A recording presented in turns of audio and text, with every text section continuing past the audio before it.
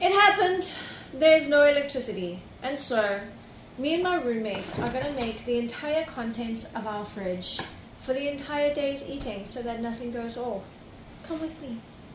So, we have yogurt, Trader Joe's pizza and sauce, vegan cheese, kale, spinach, leftover chickpeas, gherkins, berry mix. Now, let's get it.